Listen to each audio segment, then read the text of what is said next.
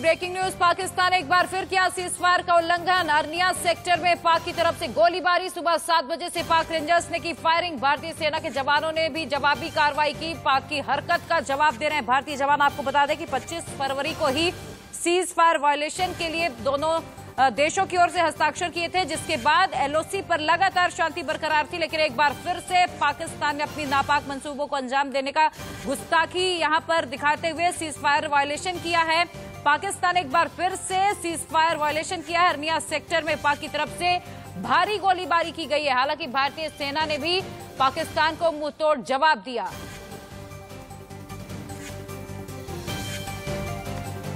भारतीय सेना के जवानों ने भी, आपको बता दें, पाकिस्तान को जवाबी कार्रवाई दी है। पाकिस्तान की ओर से एक बार फिर से सीजफायर वायलेशन किया गया है। आपको बता दें कि अरनिया सेक्टर का ये पूरा मामला है, जहां पर पाकिस्तान ने सीजफायर वायलेशन किया है।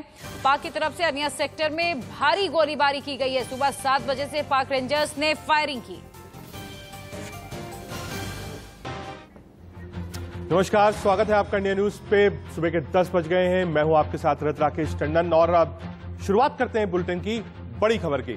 सीबीएसई की 12वीं की परीक्षाएं रद्द हो गई हैं। रिजल्ट का इंतजार है कि कैसे होगी परीक्षाएं। लाखों छात्रों को राहत मिली है। राज्यों के बोर्ड का क्या होगा, यानी UP board, Madhya Pradesh board, जो स्टेट वाइज बोर्ड्स थे उनको ही फैसला लेना पड़ेगा, क्योंकि अब तक क्योस लगाया जा रहा था कि एग्जाम्स होगा। लेकिन कल प्राइम मिनिस्टर ने बैठक ली, रिव्यू लिया और यह फैसला लिया गया कि लाखों छात्रों के स्वास्थ्य को और सुरक्षा को खतरे में नहीं डाला जा सकता है। हालांकि अभी आप इस पर संशय है कि कैसे ये परीक्षा कराई जाएगी, असेसमेंट कैसे किया जाएगा, क्या 9th, 10th, 11th के असेसमेंट से मार्क्स दिए जाएंगे, क्या 11th और जो प्री बोर्ड्स के एग्जाम थे उस पर मार्क्स दिए जाएंगे। इस पर अभी फाइनल डिसीजन होना बाकी है। लेकिन एक चीज की क्लैरिटी आ गई है कि 12th की सीबीएसई बोर्ड की परीक्षाएं नहीं होंगी। अब राज्य अपने अपने राज्यों में डिस्कस कर रही हैं कि क्या जो स्टेट बोर्ड्स हैं वो भी 12th की परीक्षा ना करें, क्योंकि अब दिक्कत होगी। अगर स्टेट बोर्ड्स अपनी परीक्षा कराता है और सीबीएसई आईसीएसई अपनी परीक्षा नहीं कराता है तो उस रिजल्ट्स को कॉम्पिटिटिव एग्जाम्स में दिक्कत होगी, क्योंकि एक बच्चा असेसमेंट पे आएगा और दूसरा एग्जाम देकर आएगा। आगे बढ़ते हैं। परीक्षा पर फैसले के बाद पीएम मोदी ने ट्वीट किया। क्या लिखा प्रधानमंत्री ने ट्वीट में? भारत सरकार ने 12वीं कक्षा की सीबीएसई बोर्ड की परीक्षा रद्द करने का फैसला लिया है। व्यापक विचार विमर्श के बाद हमने एक निर्णय लिया है जो छात्रों के अनुकूल है, जो हमारे युवाओं के स्वास्थ्य के साथ भविष्य की रक्षा करता है। यानी प्रधानमंत्री ने ट्वीट किया और जानकारी दी। और विपक्ष में भी आप देखिए, ये फैसला कल हुआ है, लेकिन उसके पहले उत्तर प्रदेश की Congress general secretary incharge Priyanka Gandhi Vadra ने भी पत्र लिखा था शिक्षा मंत्री को। अरविंद केजरीवाल ने बाकायदा कल कहा था कि नहीं हो सकता, 12 लाख के ऊपर बच्चे हैं, अभी वैक्सीन बच्चों को दी नहीं गई है, ऐसे में जो उनकी सुरक्षा है उसको खतरे में ना डाला जाए, कोविड काल है, ये परीक्षा ना हो पाए। और उसके बाद कल प्राइम मिनिस्टर ने बैठक में ये बड़ा फैसला लिया कि हम अब जो भविष्य है देश का, जो युवा है, जो बच्चे हैं, उनको खतरे में नहीं डालेंगे। इस बार अब एग्जाम्स 12th का नहीं होगा।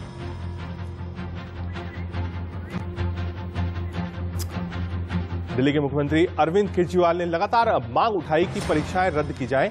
इस फैसले के बाद केजरीवाल ने कहा कि मुझे खुशी है कि 12वीं की बोर्ड परीक्षाएं रद्द करने का फैसला लिया गया है।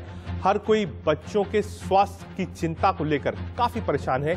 बहुत बड़ी राहत है। अरविंद केजरीवाल दिल्ली के मुख्यमंत्री, साफ धन्यवाद भी अदा किया उन्होंने कि कम से कम प्रधानमंत्री ने एक बड़ा फैसला लिया, बोल्ड फैसला लिया, क्योंकि कई लोग ये भी कह रहे थे कि एकेडमिक ईयर जो है उसका क्या होगा। 12th के बाद स्ट्रीम्स चेंज होती है, हो सकता है कि बच्चे ने शुरुआत में बहुत तैयारी ना करी हो। अमूमन 50+% बच्चे ऐसे होते हैं जो साल भर पढ़ाई नहीं करते हैं और एग्जाम से पहले पढ़ाई करके उनको मार्क्स मिल जाते हैं। तो उसमें असेसमेंट पे क्या होगा? क्या कोई ऐसी भी ऑप्शन होगा जो बच्चे कहें कि हमको अब एग्जाम देना है, तो जब कोविड का कहर कम हो जाए तब वो एग्जाम दे सकते हैं। परीक्षा कैंसिल होने के बाद उन छात्रों का क्या रिएक्शन है, सबसे पहले वो आपको सुनाते हैं। छात्रों ने क्या कहा एग्जाम्स जब कैंसिल हुए, सुनिए एक बार। एग्जाम्स कैंसिल हुए, हमें अच्छा तो नहीं लग रहा है, लेकिन हमने काफ़ी प्रिपरेशन करी थी, उस हिसाब से एग्जाम्स कैंसिल नहीं होने चाहिए थे। अब हमारा निर्णय ये है कि एग्जाम्स कैंसिल ना हो, दोबारा एग्जाम्स करा दिए जाएं। अगर एग्जाम्स दोबारा होंगे तो हम अच्छे से और प्रिपरेशन कर पाएंगे, अच्छे मार्क्स ला के अच्छा करके दिखाएंगे। एग्ज़ाम कैंसिल हुए, इस बात का हमें दुख है, क्योंकि हमने बहुत पढ़ाई करी थी। हम अगर बाद में एग्ज़ाम होते हैं तो हम उसकी दोबारा प्रिपरेशन करके अच्छे एग्ज़ाम दे सकते हैं, क्योंकि अगर हम एग्ज़ाम देंगे तो हमारे पास प्रूफ रहता है कि हमने ये करा, उसके वजह से हम इतने मार्क्स ला पाए। और हमें कॉन्फिडेंस आता है कि हम ये करके इतना करके 12th पास हुए हैं और कॉलेज का भी हम पे अच्छा वो पड़ेगा इम्पैक्ट। इसका मुझे बहुत दुख है क्योंकि मैंने बहुत ही ज़्यादा एग्ज़ाम के लिए प्रिपेयर किया था और सुनने में आ रहा है कि एग्ज़ाम कैंसिल हो गया, बट मुझे लगता है कि एग्ज़ाम कैंसिल नहीं होना चाहिए क्योंकि बहुत लोगों का इसमें मेहनत है। एग्ज़ाम्स मई में होने थे 4 मई, तो वो पोस्टपोन हो गए थे, तो इस वजह से काफ़ी प्रेशर हमारे ऊपर बना हुआ था कि होंगे नहीं होंगे। कोई कह रहा था कि हमारा होंगे या मतलब 30 मिनट्स के होंगे, कोई कह रहा था कि पूरा प्रॉपर होगा, कोई कह रहा था कि कैंसिल होंगे। तो इस वजह से हमारा मेंटली प्रेशर भी काफ़ी बढ़ चुका था और हम पढ़ नहीं पा रहे थे। तो अभी कैंसिल हो गए हैं तो एक अच्छी गुड न्यूज़ मिली है। ये अगर बच्चे एग्ज़ाम देंगे तो बहुत ही ज़्यादा वो रहेगा कि ऐसे मतलब कोरोना तो बढ़ गया है, इसकी वजह से वो रहेगा।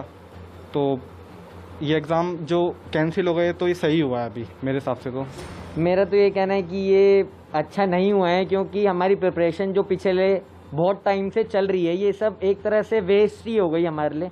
तो मेरा तो ये कहना है कि एक अच्छा प्रॉपर क्राइटेरिया नहीं मिल पाएगा क्योंकि इंटरनल बेसिस पे मेरे को लगता है कि मार्किंग थोड़ी ऊपर नीचे हो सकती है किसी स्टूडेंट की, पर एक परफॉर्मेंस के बेसिस पे हो जाता तो बहुत अच्छा रहता। आपने उन बच्चों की बाइट सुनी जो साफ कह रहे हैं कि एग्जाम्स कैंसिल नहीं होने चाहिए थे, और ये वो बच्चे हैं जो साल भर तैयारी करते हैं। लेकिन एक तबका ऐसा भी होता है जो शायद खुशी मना रहा होगा जिसने तैयारी और साल भर पढ़ाई नहीं करी होगी। आगे बढ़ते हैं। दिल्ली के डिप्टी सीएम और शिक्षा मंत्री मनीष सिसोदिया ने फैसलों को छात्रों के हित में बताया। तो यूपी के डिप्टी सीएम और शिक्षा मंत्री दिनेश शर्मा ने कहा कि यूपी में बोर्ड की परीक्षा पर राज्य सरकार पुनर्विचार करेगी। कि बच्चों के हित में फैसला लिया गया है, बच्चों को स्वास्थ्य को ध्यान में रखते हुए फैसला लिया गया है क्योंकि देश भर के 1.5 करोड़ बच्चे इस बात से दुखी थे कि उनकी 12वीं की क्लास लगातार खिंचती जा रही है, वो खत्म होने का नाम नहीं ले रही। दूसरी तरफ उनके मन में ये भी था कि अब हम आगे की पढ़ाई कैसे करेंगे जब 12वीं खत्म नहीं होगी, और अगर परीक्षा देने के लिए बाध्य किया जाएगा तो उसका नुकसान यह है कि आज जिस तरह से देश में कोरोना बढ़ रहा है उसमें उनकी जान को खतरा था। कोई भी पेरेंट नहीं चाहता था कि उसके बच्चे को उसकी जान पे खेल के परीक्षा दिलवाई जाए। इसीलिए जब थोड़े दिन पहले मीटिंग हुई थी उसमें मैंने सबकी तरफ से 1.5 करोड़ बच्चों की स्वास्थ्य का ध्यान रखते हुए फैसला लेने के लिए कहा था।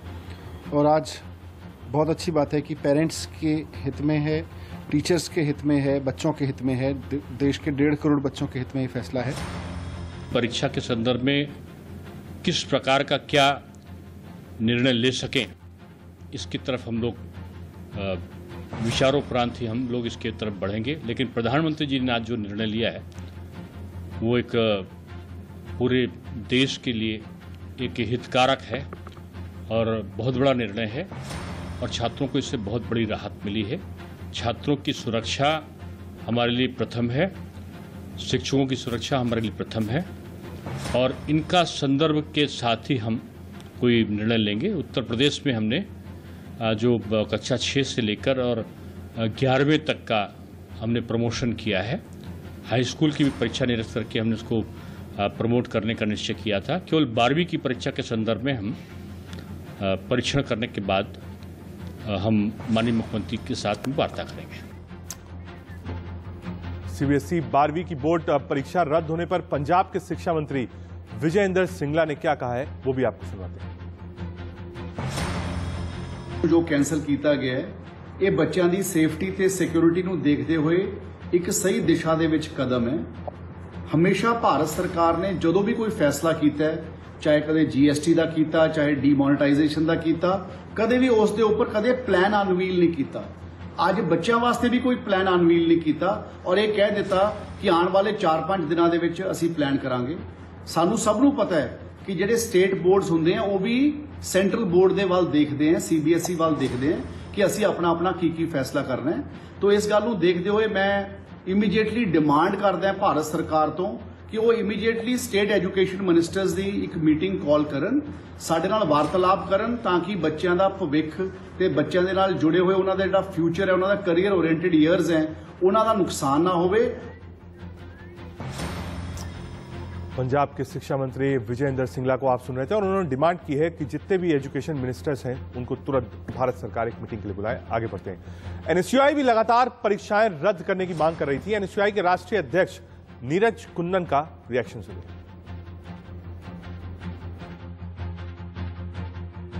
करनी पड़ी अंतम छात्रों की आवाज की गूंज जो है हमारे प्रधानमंत्री नरेंद्र मोदी जी तक गई, उन्हें यह निर्णय लेना पड़ा। इस लड़ाई की जीत के लिए मैं तमाम छात्र वर्ग को मुबारकबाद देना चाहूंगा और उसके साथ साथ हमारे नेता राहुल जी, प्रियंका जी जो निरंतर छात्रों की सुरक्षा को लेकर आवाज उठाते रहे, 12वीं की परीक्षा को रद्द करने के लिए हमारा साथ देते रहे, मैं उनका भी धन्यवाद देना चाहूंगा।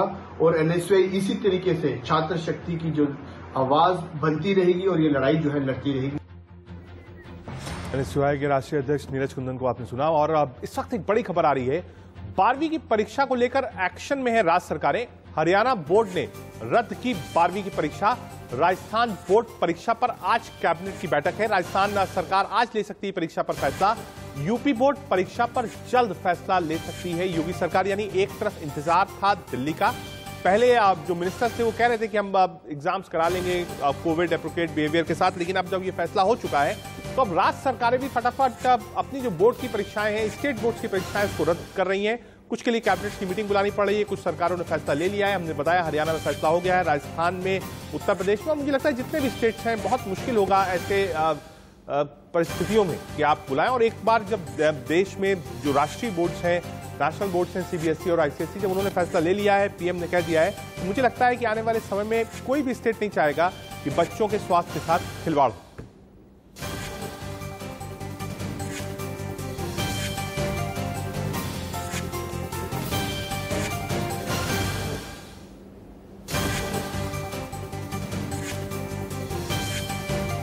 के पेपर हैं उनके बारे में सारी जानकारी देश की लेके और सब जो शिक्षा मंत्री थे उनके सुझाव लेके और सारी बैठक करने के बाद उन्हें जो पेपर थे वो कैंसिल कर दिए। कोरोना की सारी स्थिति को देखते, बच्चों के स्वास्थ्य की चिंता करते उन्होंने 12वीं का पेपर स्थगित कर दिया। और अब उसके बारे में किस प्रकार से निर्णय लिया जाएगा वो भी विचार विमर्श करके उसके बाद निर्णय लिया जाएगा कि किस प्रकार से इंटरनल असेसमेंट से लेंगे निर्णय, क्या लेंगे, तो वो अभी लेना है निर्णय। तो उसके बारे में भी नहीं है क्योंकि अभी तक तो यही खबर आई है, तो उसके बारे में विचार करके उसके बाद निर्णय लेंगे। इस पर एक लंबा चौड़ा पैनल हमारे साथ है। हमारे साथ राम सिंह है, प्रिंसिपल डीपीएस रांची से, भास्कर अग्रवाल है, एजुकेशन एक्टिविस्ट है, प्रियंका राणा हमारे साथ होंगी, अभिभावक, शिक्षक संघ जीवन ज्योति अग्रवाल हमारे साथ होंगी जो कि कैरियर काउंसलिंग एक्सपर्ट है, मीना कौल हमारे साथ होंगी, डायरेक्टर हेरिटेज स्कूल की हैं, और साथ ही साथ आयुष नाम्बियार होंगे जो कि छात्र हैं। अपने पैनल पर हम चलेंगे और एक चीज समझने की कोशिश करेंगे कि आखिर असेसमेंट कैसे होगा, कैसे 12th के एग्जाम्स का असेसमेंट होगा। ये मुझे लगता है एक बड़ी चुनौती होगी सीबीएसई के आगे, और कैसे बच्चे उसको मानते हैं कि नहीं। ऐसा ना हो कि करोड़ों बच्चों में से कई बच्चे कह दें कि नहीं साहब हम इंतजार करेंगे, आप जब भी कोविड काल खत्म हो आप एग्जाम कराइए, हम एग्जाम देने को राजी हैं, हमने प्रिपरेशन करी है। सीधे सबसे पहले चलते हैं राम सिंह जी के पास जो कि प्रिंसिपल है डीपीएस रांची से जुड़ा है हमारे साथ।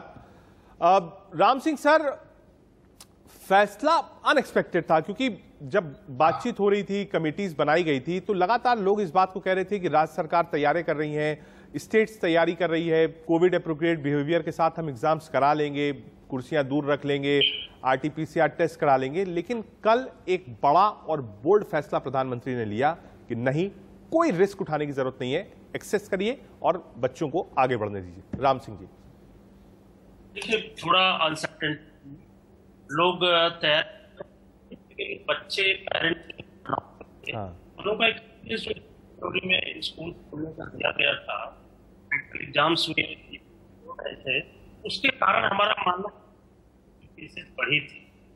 तो इन चीजों को देखते भी नहीं कर पाए, बच्चे पढ़ नहीं पाए हैं जी है। क्वालिटी में रिजल्ट देखें तो यह फैंसी करना ही और अच्छा था, बहुत सबको एक्सेप्ट नहीं होता। तो एक अच्छी सिचुएशन थी, तो कुछ ऑडियो में मुझे लगता है प्रॉब्लम है, मैं एक बार फिर से कनेक्ट करने की कोशिश करूंगा। आयुष नाम्बियार छात्र भी हमारे साथ हैं। आयुष, प्रिपरेशंस थी, ईमानदारी से बताइएगा, प्रिपरेशंस थी या बिल्कुल नहीं थी? आपको भी लगा था एग्जाम कैंसिल हो जाएगा? आयुष। स्टूडेंट के अनुसार मेरे को हमेशा से यही एक दिक्कत थी। I was always prepared. मैंने 2 दिन पहले भी आप ही के चैनल पर यही बताया था, कल सुबह भी मेरा एग्जाम होगा। आई एम वेल प्रिपेयर्ड और मैं आई विल एक अच्छे लेवल पे मैं पास हो सकता हूँ with good marks, 90-95% at least. And the entire concern, एक कंसर्न सिर्फ कोविड का, मेरे पर्सनल एक कोविड का जो एक फियर है, that was high among students of my age because of grandparents। एक हमारे घर पे दादा दादी, हमारे घर पे माँ बाप, हमारे उनके लिए हम एंड थर्ड वेव का जो एक पूरी समस्या थी, उस चक्कर में ही हम I have personally asked board cancel किए जाएं, क्योंकि पेन एंड पेपर एग्जाम के अलावा this country does not have at the moment does not have facility कि एक ऑनलाइन टेस्ट या और किसी मेथड में टेस्ट लिया जाए। And at this moment the cancellation was the only method. वही एक तरीका था कि हम इस कोविड महामारी से बच सकें, एक थर्ड वेव को हम अवॉइड कर सकें। ठीक है, आप इस पक्ष में थे कि एग्जाम हो, आपकी तैयारी थी, लेकिन आपने भी कहा कि भाई कोविड के चलते घर में इतने सारे लोग हैं। बिल्कुल वैलिड पॉइंट है। एक बार चलते हैं भास्कर अग्रवाल जी के पास, जो कि एजुकेशन एक्टिविस्ट है उनके पास हम चलेंगे, लेकिन उससे पहले मीना कौल जी जुड़ी है हमारे साथ, डायरेक्टर हेरिटेज स्कूल की। मीना कौल जी। हाँ जी, देखिए मैम, जो एकेडमिक ईयर है उसको लेकर बहुत सारे सवाल हैं कि आज ठीक है आप एसएस कर लीजिए, आप पास कर लीजिए, लेकिन 12th एक किसी भी व्यक्ति के जीवन में मुझे लगता है 12th ग्रेजुएशन ये एक अहम पड़ाव होते हैं। यहां से जिंदगी किस दिशा में जाएगी, किस तरफ एक्शन होगा, ये समझ में आता है। 12th के बाद ही क्लियरिटी आती है कि हाँ आप किस तरफ अच्छा कर सकते हैं, किधर आपकी रुचि ज्यादा है। आज उस 12th का एग्जाम नहीं होगा मैम, अब एक्सेस होगा। क्या फॉर्मूला हो सकता है और आपके हिसाब से बेस्ट फॉर्मूला क्या होगा मार्किंग का 12th के लिए? मुश्किल टाइम है और मुश्किल सवाल है, और मुश्किल सवालों का कोई आसान जवाब नहीं होता है। बट ये अनाउंसमेंट के एग्जाम्स नहीं होंगे, आई थिंक ये बच्चों के फेवर में है, बहुत उनके इंटरेस्ट में है, बिकॉज जान है तो जहान है, और बच्चे हमारे देश की पूंजी है और उनके ऊपर हमारी हेल्थ की इन्वेस्टमेंट बहुत ज़रूरी है। यहाँ तक कि एग्जाम्स की बात है, अगर हम फॉर्मूलाज की बात करें, हमारे पास बहुत तरीके हो सकते हैं।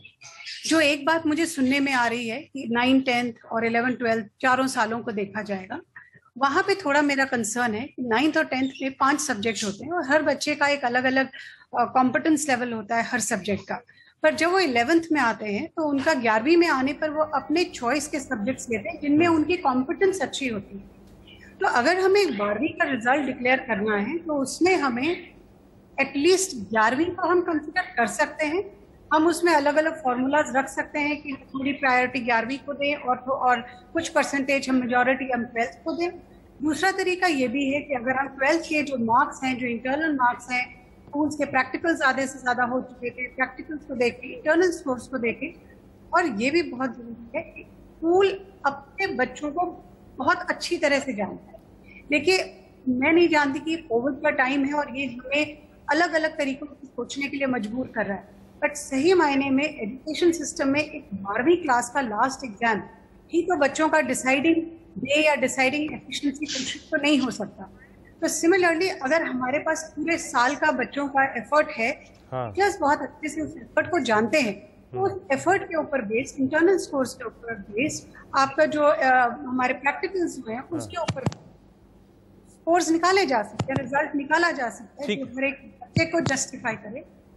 ठीक है मैम। जीवन ज्योति अग्रवाल भी है हमारे साथ, करियर काउंसलिंग एक्सपर्ट है। जीवन ज्योति अग्रवाल हमारे साथ है। मैम, कैसे इसको आप एक्सेस करती हैं? आगे काउंसलिंग, जो बच्चे हैं उनको कैसे काउंसिल किया जाएगा? क्योंकि अभी एक बच्चे हमारे साथ भी हैं, आयुष नाम्बियार हमारे साथ है, वो कह रहे हैं कि उनकी प्रिपरेशन पूरी थी और वो चाहते थे कि एग्जाम हो। बहुत सही बात आपने कही। मैं करेक्ट करना चाहूंगा आपको। Myself Jeevan Jyoti Agarwal and I am teaching mathematics to JEE aspirants from last 21 years. हम ये बात समझें कि हमारे लिए इवैल्यूएशन ज्यादा जरूरी है या एजुकेशन ज्यादा जरूरी है। मैं पिछले कई दिनों से लगातार देख रहा हूं सारे न्यूज चैनल्स और जितने भी एक्सपर्ट्स हैं, they are more concern about the evaluation. आप ये सोचिए, जब 10th का एग्जाम कैंसिल हुए तो इतना कैओस नहीं हुआ, इतने रिएक्शंस नहीं थे, जबकि 10th का एग्जाम भी उतना ही इंपॉर्टेंट है। हमें इसलिए ऐसा लगता है क्योंकि 12th के बाद में कॉलेजेस के अंदर एडमिशन होंगे, तो मेजर चैलेंज है कि जो एंट्रेंस एग्जामिनेशन है, अब उन एंट्रेंस एग्जामिनेशन को कैसे हैंडल किया जाएगा। ठीक है, तो मैं आपको एक बड़ी दिलचस्प बात याद दिलाना चाहूंगा। आज से 2 साल पहले की बातें करूं मैं, तो ऑफलाइन एग्जाम होता था जेईई मेन का, और उसमें 12 लाख बच्चे बैठा करते थे। 2 साल पहले से एनटीए ने ऑनलाइन एग्जाम शुरू किया, और उस ऑनलाइन एग्जाम के अंदर 4 सेशंस, अब पिछले साल 4 सेशन में और इस साल भी 4 सेशन प्रपोज थे।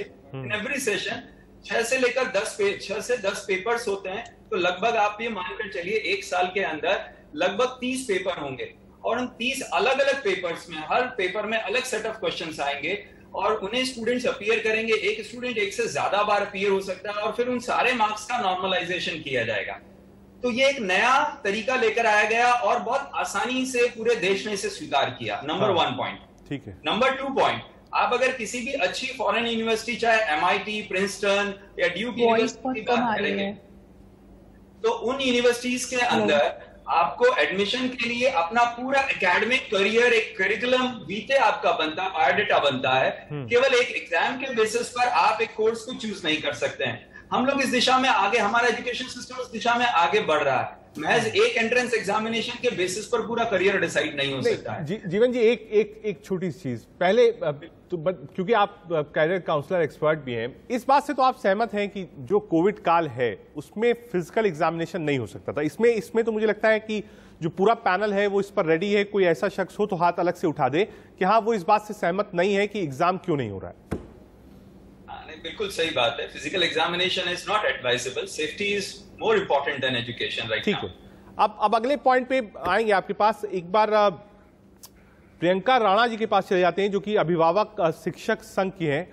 प्रियंका राणा जी, अभिभावक जो हैं और शिक्षक जो हैं, वो दोनों ही एक हैप्पी मूवमेंट है। क्या कोई ऐसे पेरेंट्स तो आपको नहीं मिले जिन्होंने बात की हो, जिन्होंने आपसे कहा हो कि नहीं, हम चाहते हैं कि हमारा बच्चा एग्जाम दे? क्योंकि ज्यादातर जितने भी पेरेंट्स थे, जितनों से मेरी बात हुई, वो सब यही चाहते थे कि इस वक्त एग्जाम्स फिजिकली ना हो।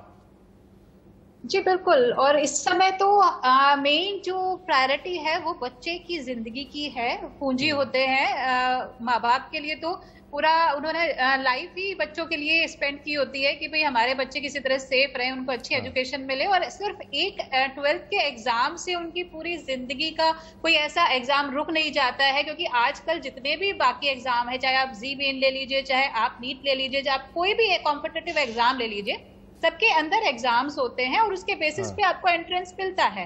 तो ये सिर्फ 12th का एग्जाम उनकी लाइफ को रिस्क पे डाल करके लेना तो बहुत ही गलत होगा, और ये बहुत ही स्वागत योग्य कदम है कि इस समय बच्चों की जान की प्रायोरिटी को ध्यान में रखते हुए, मतलब कोई इसमें इफर्ट नहीं था। ये ऐसा फैसला था, विपक्ष ने भी, राजनीतिक रूप से विपक्ष ने भी इसकी मांग करी थी। कोई ऐसा व्यक्ति नहीं मिला जो डिले हुआ है। हाँ ठीक है, डिले हुआ है डिसीजन में, क्योंकि ऑलरेडी पहले हो जाना चाहिए था।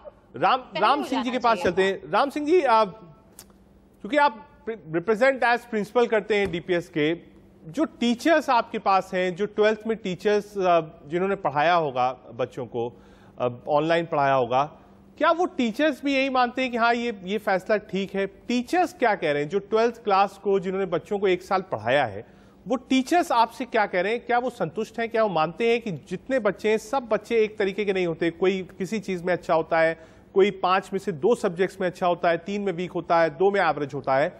जो टीचर्स हैं 12th क्लास की, उनका क्या मानना है? क्या जो ये एक्सेस का फॉर्मूला हो वो कैसे बनाया जाए कि वाकई जो फॉर्मूला और जो नंबर्स दिए जाए बच्चों को, वो उतने ही हो जितने वो डिजर्व करते हैं?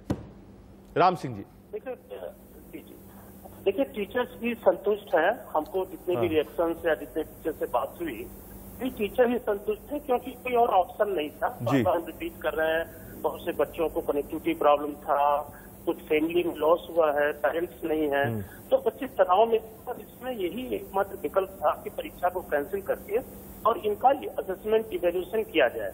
सवाल आता है कि इसका असेसमेंट कैसे किया जाए जिससे सभी संतुष्ट हो, या असंतुष्ट होने वालों की संख्या बहुत कम हो, या जो बच्चे असंतुष्ट हो उनको फिर एग्जाम दें।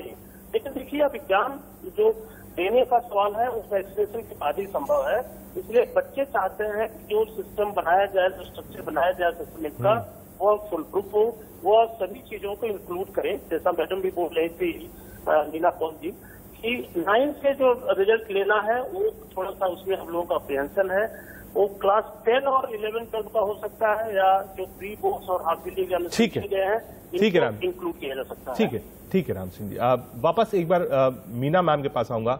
मीना मैम, जो ये कई सारी थ्योरीज है, एक थ्योरी ये भी है कि जो प्री बोर्ड्स के एग्जाम्स हैं आप उसके हिसाब से इवैल्यूएट कर लीजिए। एक थ्योरी ये भी है कि आप 9th 10th 11th का जो रिजल्ट्स है उसके हिसाब से इवैल्यूएट करिए। एक थ्योरी ये भी है कि भाई कुछ बच्चे हैं वो कहते हैं हम इवैल्यूएशन सिस्टम में नहीं आना चाहते हैं, जब एग्जाम होगा हम एग्जाम देंगे, हमें कोई दिक्कत नहीं है, और इस पर भी हम चर्चा करेंगे कि इस पर क्या डिसीजन हो सकता है। आपके हिसाब से, मैंने पहले भी आप पूछा था, बेस्ट पार्ट ऑफ इवैल्यूएशन क्या होगा? अगर आपने टीचर्स से डिस्कस किया हो, अपनी फ्रेटर्निटी में डिस्कस किया हो, बेस्ट पार्ट क्या होगा? क्या इतना लंबा प्रोसीजर ये होना चाहिए कि 9 से लेकर 11 तक बच्चे ने क्या किया है उसके हिसाब से उसका 12th का मार्क्स दिया जाए? देखिए, अगर खाली हम कोविड और आज की बात करें, आज के सिनेरियो में कभी भी हम 9th और 10th को हम नहीं लेना चाहेंगे, तो जैसे डॉक्टर राम सिंह ने बोला, ये 9th और 10th एक्सक्लूसिवली एक अलग किस्म के सब्जेक्ट्स होते हैं और बच्चों की परफॉर्मेंस उनमें डिफरेंट होती है जी। 11th और 12th में बड़े स्पेसिफिक सब्जेक्ट्स में आ जाते हैं और उसमें बच्चों की परफॉर्मेंस जो है हमने देखा है ऑन द लार्जर स्केल वो अच्छी हो जाती है। तो अगर जहां हमारे ठीक है, तो उसमें सबसे बड़ा जो सवाल ये था कि हम जस्टिस चाहते थे कि हर एक बच्चे के साथ जस्टिस हो। हाँ। कि जिन्होंने, जो अच्छे बच्चे हैं जो पढ़ते रहते हैं और उन्होंने बहुत अच्छा काम किया और हमें पता है उनकी पिछले सालों की परफॉर्मेंस बहुत अच्छी है, तो उनके साथ कोई इनजस्टिस ना हो। एट द सेम टाइम जो बच्चे जिन्होंने जैसा भी किया है हम उसको बेनिफिट भी दें कि हमारे बच्चे हैं, उन्होंने डिफिकल्ट टाइम किए, इमोशनल स्टेटस जो है सबका बहुत हिला हुआ था, तो फॉर्मूलाज उसमें बन सकते हैं। जैसे ग्रेड 10 के लिए भी हमें सीबीएसई ने जो फॉर्मूला दिया है वो अच्छा फॉर्मूला है और उसमें हम अच्छी तरह से बच्चों को असेस कर सकते हैं। मैंने पहले भी कहा था आप 11th को भी ले सकते हैं कि कुछ percentage of weightage of 11th को दे दीजिए, बट ये भी सही है कि काफी बच्चे जो है वो 12th में आके मेहनत करते हैं। ये अलग बात है कि वो एक अलग ट्रेजेडी है कि बच्चे सिर्फ लास्ट एग्जाम पे बैंक करते हैं और शायद 11th और 12th पे इतना नहीं करते होंगे, बट एज ऑफ नाउ अगर हम बात करें हम ये फॉर्मूला निकाल सकते हैं और 12th की परफॉर्मेंस पर भी निकाल सकते हैं। तो हर एक स्कूल ने अपने इंटरनल टेस्ट लिए, असेसमेंट्स लिए हैं, प्रैक्टिकल्स लिए, उसके ऊपर बैठ के कोलेशन हो सकती है, मॉडरेशन हो सकती है। और फिर जो गवर्नमेंट ने जो एक स्कोप रखा है कि उसके बावजूद भी अगर बच्चों को लगता है कि उन्हें अपीयर होना है तो later on they can appear. ठीक है मैम, वैलिड। आपने कहा कि 12th का जो इंटरनल एग्जाम्स है उस पर असेसमेंट किया जाए, ठीक है, आपका अपना पॉइंट है। हमारे साथ भास्कर अग्रवाल भी जुड़े हैं, एजुकेशन एक्टिविस्ट हैं। भास्कर जी बहुत स्वागत है इंडिया न्यूज में। भास्कर जी, एक चीज और समझना चाहूंगा, सीबीएसई और आईसीएसई के एग्जाम्स जो थे अब नहीं होंगे, अब फॉर्मूला क्या होगा इस पर काम चल रहा है, मुझे लगता है जल्द सीबीएसई फॉर्मूला लेकर आएगा। अब पेच स्टेट बोर्ड्स का भी है, राजस्थान बोर्ड क्या करेगा, मध्य प्रदेश बोर्ड क्या करेगा, यूपी बोर्ड क्या करेगा। क्या ये सुझाव ये भी होना चाहिए कि कम से कम जब सीबीएसई आईसीएसई ने कैंसिल किया है तो स्टेट बोर्ड्स भी कैंसिल करें, क्योंकि एक तरफ एक 12th का बच्चा स्टेट बोर्ड्स का पढ़ लिख के एग्जाम देगा, उसका एक अलग क्राइटेरिया होगा, एक तरफ सीबीएसई आईसीएसई का बच्चा होगा वो बिना एग्जाम दिए एक्सेस से उसको मार्क्स मिलेंगे। तो आगे 12th के बाद जब कॉम्पिटिटिव एग्जाम्स आएंगे, दाखिले की बारी आएगी, ग्रेजुएशन की बारी आएगी, तो उसमें समानांतर आप नहीं पाएंगे अगर एक तरफ एग्जाम स्टेट बोर्ड्स का होता है और एक तरफ सीबीएसई आईसीएसई का कैंसिल हो जाता है। भास्कर अग्रवाल जी, देखिए एक डेटा के अनुसार हाँ 9,200 बच्चों की जो 9,200 बच्चे हैं उन्होंने अपने माता पिताओं को खोया है। इनमें से वो बच्चे भी होंगे जिन्होंने काफी तैयारियां की थी, काफी मेहनत की थी, बाद उन्होंने अपने माता पिता को खोया है, और कई सारे ऐसे बच्चे होंगे जिनके माता पिता अभी भी बीमार होंगे। तो ऐसी परिस्थितियों में ये बात तो बिल्कुल वाजिब है कि इस परीक्षा को कैंसिल कर दिया गया है। लेकिन जहां तक स्टेट बोर्ड्स का सवाल है, तो देखिए स्टेट बोर्ड्स में कई बातें उठ करके आ रही है। मध्य प्रदेश कह रहे हैं कि हम एग्जाम करा सकते हैं, बिहार कह रहे हैं कि हम एग्जाम करा सकते हैं। लेकिन हमें एक ये चीज समझना होगा कि ये बात तो बिल्कुल सही है कि एग्जाम कम से कम अभी तो नहीं हो सकते हैं। हाँ, ये अगर वो कराना चाहें तो एक निश्चित समय के बाद, एक भविष्य में जब एक कोरोना की हालत सही हो जाए तो फिर वो एग्जाम करा सकते हैं। क्योंकि कुछ बच्चे ऐसे भी होंगे जो ये कहेंगे कि हमने तो स्कूलों को फीस दी है, हमने तो मोटी एक रकम भरी है स्कूलों को, अब हमारी उस परीक्षा फीस का क्या। ऐसे कुछ अभिभावक भी होंगे जो ये सवाल भी उठाएंगे।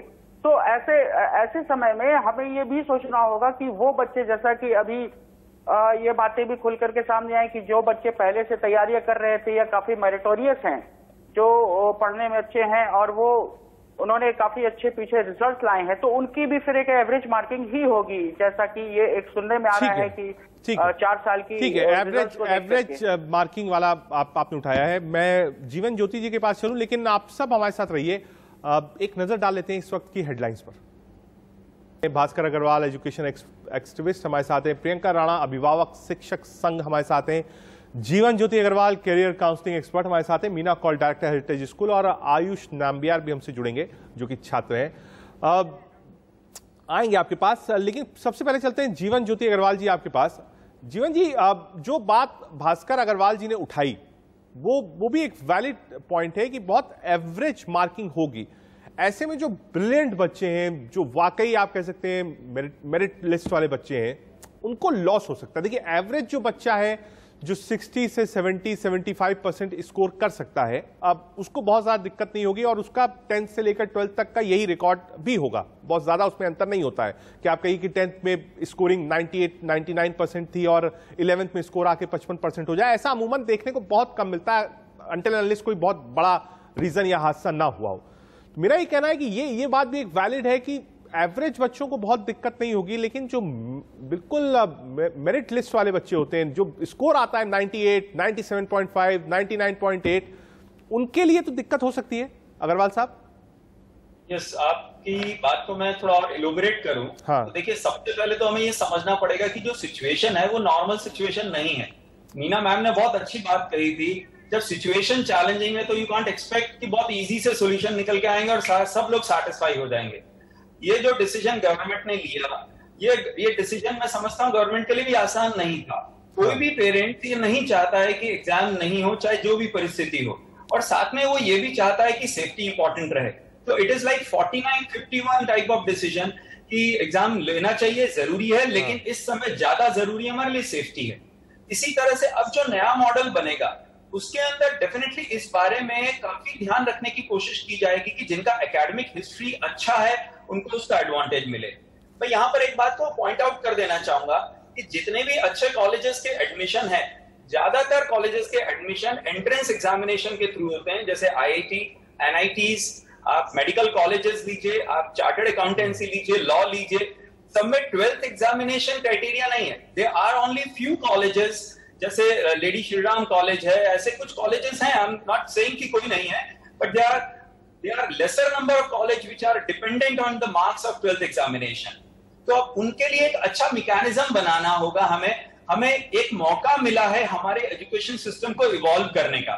मैं यहाँ पर इस बात को भी पॉइंट आउट करना चाहूंगा कि हमें ये समझना होगा, democracy is one thing and education is another thing. You cannot make up education policy just on the basis of the people opinion. ऐसा हो सकता है कि एक 5 साल का 10 साल का बच्चा कुछ कहे और वो बात एक एक्सपर्ट को, एजुकेशन एक्सपर्ट को वो मुनासिब नहीं लगे, तो हमें उस बच्चे अगर साहब ऐसा एक्सपर्ट, ठीक है, डिसीजन तो हो गया है और खुद प्रधानमंत्री ने डिसीजन लिया है, और ये डिसीजन इस वक्त एक आप कह सकते हैं डिमांड थी, सिचुएशन जैसा कि आपने पहली लाइन में कहा कि हाँ भाई कोविड था, नहीं हो सकता था। आप मान लीजिए कि साहब स्टेट्स कराना शुरू करा रहे थे और ओपन कर दिया था कि जो स्टेट कराना चाहे करा ले, CBSE ICSE करा ले। कल को आप इतने बच्चे आते और कल को संक्रमण का दायरा बढ़ जाता बच्चों के अंदर, जो कि 3rd वेव में पॉसिबिलिटी अभी वैक्सीन लगी नहीं है, तो उसके बाद लोग यही कहते हैं कि साहब 1 साल अगर एग्जाम नहीं देते और एक्सेस करके आगे बढ़ जाते तो कोई फर्क नहीं होता। जान पहले है, बाद में जहान है, प्रधानमंत्री ने भी कहा है। लेकिन अब इस चीज से आगे कैसे बढ़ा जाए, ये एक बड़ा चैलेंज होगा सीबीएसई और सरकार के आगे कि वो फॉर्मूला निकाले और वो फॉर्मूला हो जो आपको भी एक्सेप्ट हो, अभिभावक को भी एक्सेप्ट हो, स्कूल्स को भी एक्सेप्ट हो और बच्चों को भी एक्सपर्ट। बिल्कुल आपने सही कहा। मैंने आपको जैसा पॉइंट आउट किया, लास्ट ईयर भी आईआईटी का एग्जाम, नीट के एग्जाम्स काफी लेट हुए, इवन सितंबर के एंड तक हुए, एंड राइट नाउ अभी हम मई के एंड में हैं। तो ये जो एंट्रेंस और 2 जैसे सेशन जेईई मेंस के हो चुके हैं, many students are psychologically prepared, तो अभी हमें बहुत ज्यादा जल्दबाजी की जरूरत नहीं है। हम 2 महीने 3 महीने और डिले कर सकते हैं हमारे सेशन को। इस अनप्रेसिडेंटेड सिचुएशन में 3 महीने डिले करने से कोई खास इंपैक्ट नहीं आने वाला है। In fact students will have long time, ज्यादा समय होगा उनके पास में चीजों को करने का, और उन्हें हमें सेल्फ स्टडी के लिए मोटिवेट करना है। ठीक है, बेसिकली अपना focusing on exams, I am focusing on education. आप सिस्टम की बात करें और लार्जर पर्सपेक्टिव में आपने बात कराई। अब एक बार आयुष के पास चलते हैं। आयुष, आपके प्री बोर्ड्स में क्या परसेंटेज थे? आयुष, प्री बोर्ड्स मेरे खैर पूरे हो नहीं पाए थे बिकॉज हमारा ऑफलाइन होते होते लॉकडाउन लगा था, एंड बट एक ऑनलाइन जो हमारा प्री बोर्ड पहले हो गया था उसके अनुसार मेरे एक 87-88 परसेंटेज आए थे, विच इज प्रिटी गुड। ठीक है, ठीक, बस आयुष मैं यही पूछना चाह रहा था, 87% आपके मार्क्स थे। मीना कौल मैम के पास चलूंगा। Ma'am, Ayush got 87% marks in pre board. अब सवाल यही है कि साहब 87% वाले क्लासरूम में मान लीजिए अगर 50 का बैच है एक क्लास का, तो मेरे हिसाब से 87% स्कोर करने वाले सीबीएसई बोर्ड में 50 में से लगभग 10 से 15 बच्चे होते हैं। उसके बाद स्कोरिंग आ जाती है 75% से नीचे, यानी 60 to 75। 5 से 7 बच्चे ऐसे हैं जो आप मान लीजिए कि बिलो 60%, सीबीएसई बोर्ड की बात कर रहा हूं, वो करते हैं। और लगभग 5 से 7 बच्चे ऐसे होते हैं जो 90 से 95 या 95 से अबव करते हैं।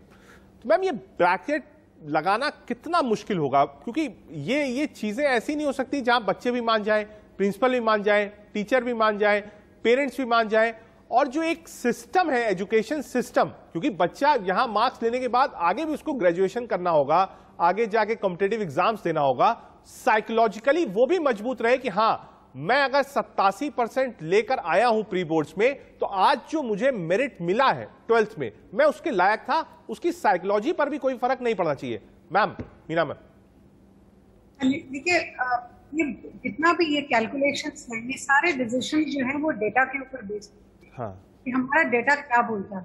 जब हम इसकी ब्रैकेटिंग करते हैं, फॉर एग्जाम्पल हमें 10th के लिए भी जब हम ब्रैकेटिंग कर रहे थे, डिफरेंट मॉडल्स देख रहे थे, the directions of the CBSE guidelines, तो उसमें बहुत क्लियरली समझ आ रहा था कि अगर हम ब्रैकेट्स बनाएं तो मॉडरेशन कैसे करें, या अगर हम सबको बेस्ट का स्कोर लेकर फिर उसके ऊपर मॉडरेशन करें, first level moderation, second level moderation. But जब हम इन फॉर्मूलाज को निकालते हैं तो बड़ा आपको क्लियरली नजर आ जाता है, एक पैटर्न नजर आ जाता है। आपको ये भी क्लियरली नजर आ जाता है कि कौन ऑनलाइन पे ज्यादा अच्छा परफॉर्म कर रहे थे और आपके शायद ऑफलाइन पे उन्होंने उतना अच्छा परफॉर्म नहीं किया है।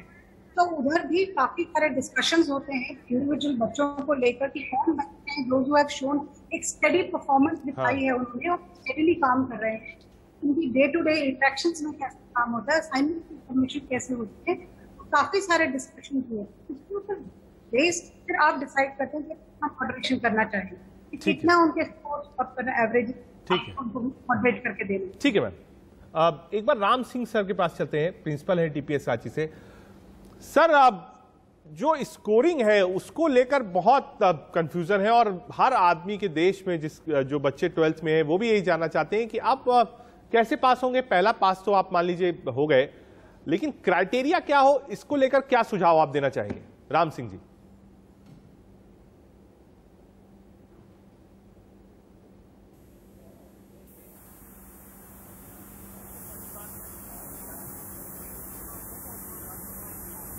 कुछ ऑडियो में प्रॉब्लम है मुझे लगता है राम सिंह जी की। एक बार प्रियंका राणा जी का रुख कर लेते हैं। प्रियंका, जो पेरेंट्स हैं और टीचर्स हैं वो भी इस बात को मानती थी कि हमको बच्चों को रिस्क में नहीं डालना है, लेकिन ये भी एक बड़ा चैलेंज है टीचर्स के लिए भी और पेरेंट्स के लिए भी कि जो सिस्टम आए इवॉल्व होकर जो सिस्टम आए जो कि रेट करे कि बच्चा कितने मार्क्स उसको मिलेंगे। इसको लेकर आपके सजेशंस क्या हैं सरकार को?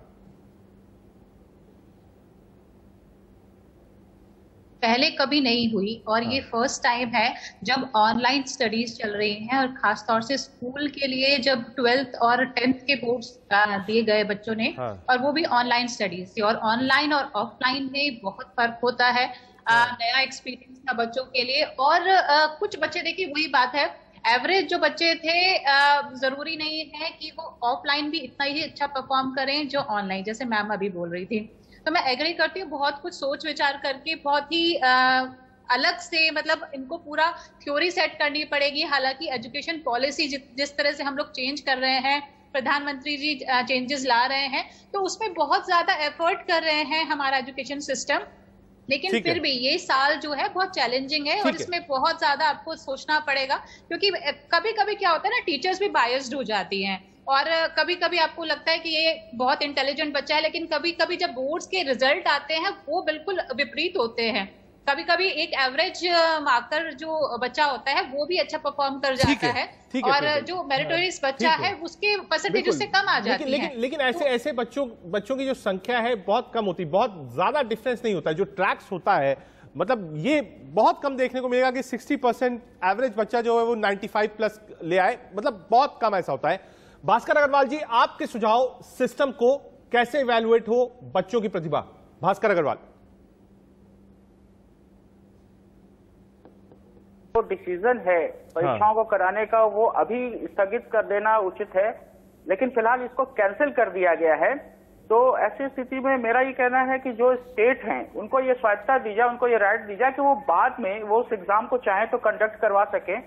क्योंकि अभी भी मैं ये मानता हूं कि जो परीक्षाएं हैं अगर वो होती हैं, बाद में भी होती है, तो जो मेरिटोरियस बच्चे हैं, जो एक मेरिट लिस्ट है जो इंडिया की जो है हर साल एक बाहर निकल करके आता है और वो कोई साइंटिस्ट बनता है, कोई विदेशों में जाता है, कोई डॉक्टर बनते हैं। आपका कहना है भास्कर जी कि भले ही समय लगे लेकिन एग्जाम होना चाहिए। आपका ये है कि भाई जो हम दिखाते हैं कि 99 क्रॉस 99.5 99.8 और परसेंटेज लगातार हर साल बढ़ रहा था, आप चाहते हैं वो चीज मेंटेन रहे, क्योंकि वर्ल्ड भी देखता है को भी अगर एक बार इस परसेंटेज को भी अगर हम एक बार छोड़ दें तो वो एक मेरिट लिस्ट है। अगर हम परसेंट पर मेरिट लिस्ट की बात ना करें, एजुकेशन वाली मेरिट लिस्ट की बात करें, तो वो जो एक मेरिट लिस्ट है वो कहीं ना कहीं बिल्कुल सहमत हूं भास्कर जी, मैं बिल्कुल सहमत हूं। एक बार राम सिंह जी के पास चलते हैं। राम सिंह जी, मेरिट वाला एक बड़ा क्वेश्चन मार्क है। अगर कोई सिस्टम ऐसा इवॉल्व होता है तो जो मेरिटोरियस बच्चे हैं, और देश में भी मतलब ये जो बच्चे आते हैं इन पर सबकी निगाहें होती हैं, चाहे वो अच्छे कॉलेजेस हो, अच्छी कंपनीज हो, ये देखते हैं उन बच्चों की तरफ और ये एक प्रेरणा भी देते हैं। तो आपको ऐसा नहीं लगता है कि अगर ये सिस्टम बिल्कुल ही खत्म हो जाएगा तो वो जो मेरिट बेस है 5% वाला वो गायब हो जाएगा?